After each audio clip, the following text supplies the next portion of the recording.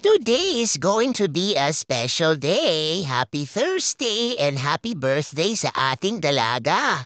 Pagkababa ko nga ay diretso na tayo sa kitchen at nagpainit na tayo ng tubig dahil nag-request nga si ate ng chicken noodle soup. Pagkagising nga ng ating birthday girl ay medyo masama ang kanyang pakiramdam at masakit daw ang kanyang lalamunan. Habang tayo ay nag-aantay kumulo ang tubig, ay ipin-prepare ko na nga ang kanyang simple na birthday cake at pinalevel up pa ni mama yan. Ito na nga ang bake na ube cake natin at in-spell natin ang kanyang pamahalan para mas level up. At luto na nga ang kanilang almusal, inihanda ko na nga ang para kay JJ at para kay ate. Binigyan ko na din siya ng gamot sa kanyang sakit sa lalamunan at medyo natapon pa nga ang almusal ni Bunso kaya naman tinulungan pa siya ni Daddy. Nag-brew tayo ng McCafe Mocha para sa ating breakfast at nag-toast lang tayo ng 2 cinnamon sliced bread at ang ating palaman ay ang coconut butter spread at kung mapapansin nyo ay hindi pa tayo naka-scrub suit sa mga oras na ito.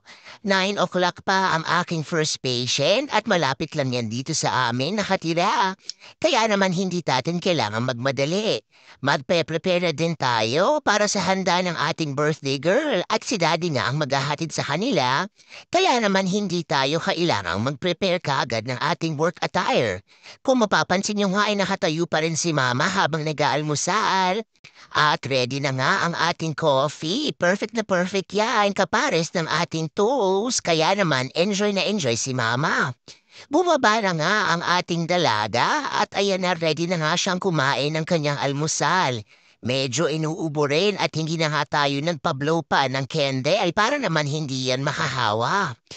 Samahan niyo akong batiin ang ating dalaga ng happy 14th birthday. Talaga namang dalaga na ang aking panganay. Ang wish namin para sa iyo anak ay sana ay lagi kang masaya at maging kontento sa buhay. Lagi mong tatandaan na kahit anong mangyari, nandito lang ang inyong pamilya para suportahan kayong dalawa ni JJ. At syempre pa nakikipagkwentuhan na nga si Daddy sa kanyang dalaga dahil ngayon nga ay busy din ang kanyang araw. Hindi nga tayo makakapag-celebrate ngayon dahil pagkatapos nga ng kanyang school ay dadiretso na siya para sa kanyang volleyball tournament na almost 1 hour and a half sa aming bahay. Kaya gabi na din uuwi si ate. Nakapag-shopping na yan ang kanyang birthday gift at syempre pa dahil gusto nating mapasaya ang ating panganay. At ipinag-shopping pa yan ni mama ng extra pa niyang mga damit na kanya namang paboritong isuot. Dahil dalaga na nga si ate, syempre naman gusto niya ay lagi siyang on fashion. Kaya naman eto't dinagdagan natin ng ating birthday gifts. Hindi naman ito masyadong mahal at sa totoo lang, si mama nga ay nag-uuhay-uhay din dahil why not? Kahit na nga tayo ay nakatira sa Amerika ay hindi tayo mahihiyang sabihin na tayo ay bumibili ng mga second hand na damit. Mas priority ko talaga na mas bumili ng pagkain kaysa ano pa mang bagay. Sa mga oras na ito ay naihatid na din ni Daddy ang mga bata at dahil 9 o'clock pa nga ang kanyang pasyente, ay umuwi muna siya sandali para nga makapag-prepare ng kanyang babaunin for work. Naghanda na rin siya ng kanyang coffee at pinagbaon ko nga siya ng sandwich. Ako na nga lang ang naiwan sa mga oras na 'to dahil pasado 8:00 na din. At eto na nga tayo, balik na tayo sa Pindot for the Tongda dahil hindi nga natin natapos ang ating documentation from yesterday. At dahil busy nga rin ang ating araw ay subukan nating tapusin lahat yan dahil magluluto na nga tayo ng handa para sa ating birthday girl.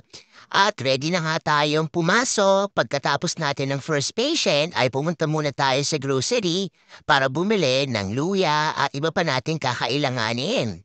Pagkarating ko nga sa bahay, pasado 1:00 na ay nagutom na nga si mama at eto na nga ang ating ramen for lunch.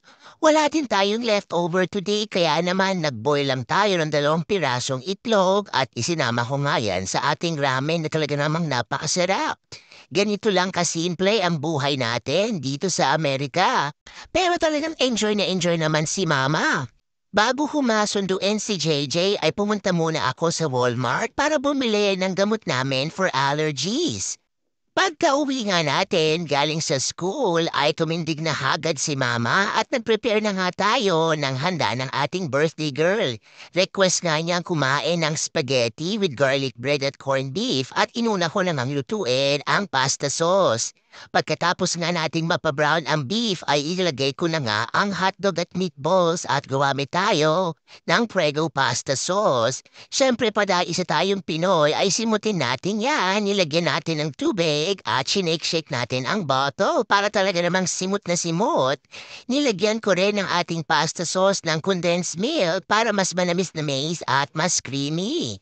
Meron din tayong nabiling mangga for today at talaga namang matagal na tayong hindi nakakakain ito. Kaya naman gugutumin ko muna kayo at talagang enjoy na enjoy si mama. Sinamahan ko pa yan ng sweet na bagoong from Barrio Fiesta. Talaga namang craving satisfied.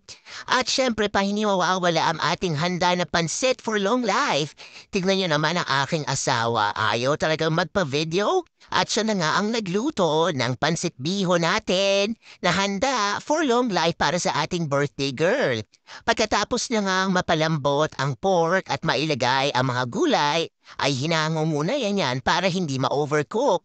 At isinala na din niya ang ating pinalambot na pansit bihon at syempre pa imekos-mekos natin yan. Gumamit din tayo ng Mamasita Bihon Mix at pagkatapos nga ay ibinalik na niya ang gulay at tara! Ayan na ang napakasarap nating pansit. Pagkadating nga ng ating birthday girl, pasado 8:30 na, ay pinakita niya nga kay mama ang regalo ng kanyang mga kaibigan from school na talaga namang sobrang dami. Kaya naman maraming salamat sa inyong mga friends ni ate na binigyan siya ng bonggang gift for today. Meron pa siyang pabuke na ang mga laman niya ay candies at chocolates.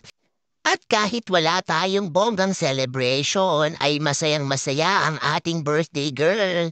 At gusto ko lang magpasalamat sa Panginoon sa pagbibigay niyo sa kanya ng panibagong taon. Yan lang muna for today's video. Maraming salamat sa lahat ng sumusuporta sa akin dito sa Facebook world. Remember, family time is always the best time and every gising with your family is always a blessing. God bless everyone.